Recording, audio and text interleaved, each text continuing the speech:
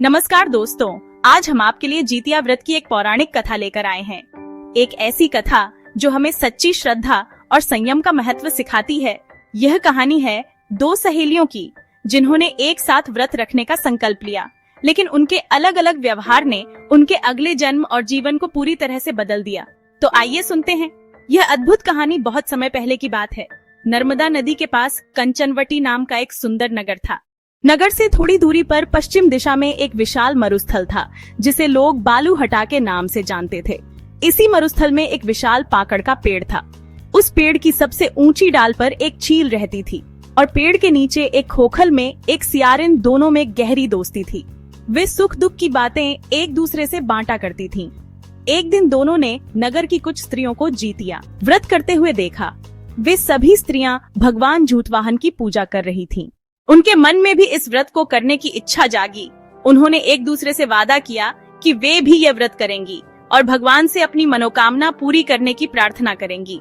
अगले दिन दोनों ने मिलकर भगवान झूठवाहन की पूजा करने के लिए निर्जला व्रत रखा।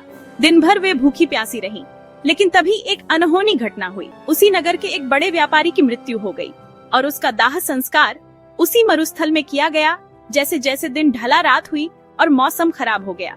चारों ओर तेज हवाएं चलने लगी, बिजली कड़कने लगी और बादल गरजने लगे। सियारिन को तेज भूख लगने लगी।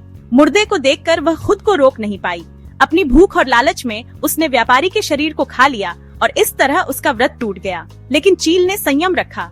उसने अपनी भूख पर नियंत्रण किया और नियमों व सच्ची श्रद्धा के साथ अगले दिन व्रत का पारण किया। उसका विश्वास अटूट था। अपने कर्मों के अनुसार अगले जन्म में दोनों सहेलियों ने एक ब्राह्मण के परिवार में दो पुत्रियों के रूप में जन्म लिया। चील बड़ी बहन बनी और उसका नाम शीलावती रखा।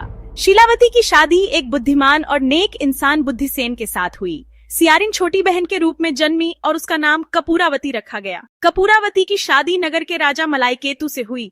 इस तरह कपूरावती कंचनवटी नगर की रानी बन गई, जबकि शीलावती एक सामान्य जीवन जी रही थी। भगवान झूठवाहन की कृपा से शीलावती को 7 पुत्र हुए। वे सभी स्वस्थ और तेजस्वी थे, लेकिन कपूरावती का दुर्भाग्य पीछा नहीं छोड़ रहा था। उसके सभी बच्चे जन्म लेते ही मर जाते थे। वह बहुत दुखी और निराश रहने लगी। कुछ समय बाद शीलावती के 7 पुत्र बड़े हो गए और अपनी योग्यता के बल पर राजा के दरबार में महत्वपूर्ण काम करने लगे। अपने भतीजों को इतना सफल देखकर रानी कपूरावती के मन में ईर्ष्या की भावना आ गई। उसे अपनी बहन की खुशी बिल्कुल बर्दाश्त नहीं हुई। उसने राजा से झूठ बोलकर शीलावती के 7 पुत्रों के सिर कटवा दिए। क्रूरता की हद पार करते हुए उसने 7 नए बर्तन मंगवाए, उनमें कटे हुए सिर रखे और लाल कपड़े से ढककर शीलावती के पास भिजवा दिए।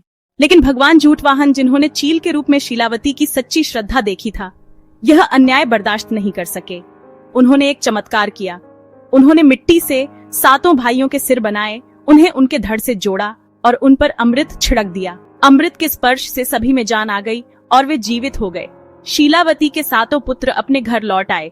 दूसरी ओर जो कटे हुए सिर रानी ने भेजे थे, वे बर्तन में सुंदर फल बन गए। रानी कपूरावती बेसब्री से शीलावती के घर से उनके पुत्रों की मृत्यु का समाचार सुनने का इंतजार कर रही थी। जब बहुत देर तक कोई खबर नहीं आई, तो वह खुद ही बड़ी बहन के घर चली गई। वहाँ उसने अपने भतीजों को जिंदा और खुश देखकर वह सकते में आ गई और वहीं बेहोश हो गई। जब उसे होश आया तो उसने अपनी बहन को सारी सच्चाई बता दी। उसे अपनी गलती का बहुत पछतावा हो रहा था। भगवान झूठवाहन की कृपा से शीलावती को अपने पूर्व जन्म की सभी बातें याद आ गईं। वह कपूरावती को उसी पाकड़ के पेड़ के पास ले गई और उसे सारी कहानी बताई। यह सुनकर कपूरावती को अपनी गलती का और भी अधिक एहसास हुआ। वह शर्मिंदगी और दुख से उसी समय मृत्यु को प्राप्त हुई। जब राजा को यह खबर मिली तो उसने उसी जगह पर पाकड़ के पेड़ के नीचे रानी का दाह संस्कार कर दिया। इस कथा का सार ये है कि सच्ची श्रद्धा और संयम का फल हमेशा मीठा होता है। जैसे भगवान झूठवाहन ने शीलावती के 7 पुत्रों की रक्षा की, वैसे ही वह हर उस भक्त पर कृपा करते हैं जो सच्चे मन से उनकी पूजा करता है। हे भगवान झूठवाहन, जैसे आपने शीलावती के 7 पुत्रों की रक्षा की, वैसे ही इस कहानी को कहते सुनते और हुंकार भरते सब पर अपनी कृपा बनाए रखना।